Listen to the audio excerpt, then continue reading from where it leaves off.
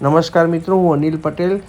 Routine સવારે 5:30 વાગે સવારે વોકિંગની અંદર આ પરિવાર ઉપર એક નજર પડી તો રસ્તા ઉપર જે કચરો પડેલો હોય એટલે કે પ્લાસ્ટિકને ભેગું કરી અને એમાંથી વેચી અને પોતાનું ગુજરાન ચલાવે છે.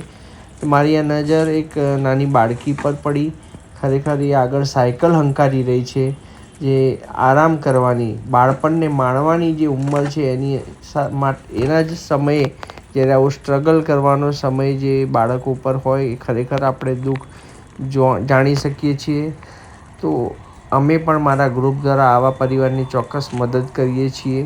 તમે પણ આવી તમારી જ્યાં નજર પડે તો ચોક્કસ મદદ કરજો. શિયાળાની ઠંડી છે, 5:30 વાગ્યાનો સમય છે, જ્યારે આપણે બધા ગોદડામાં હોઈએ અને આ પરિવાર આ રીતે ગરીબ પરિવાર સ્ટ્રગલ કરે છે.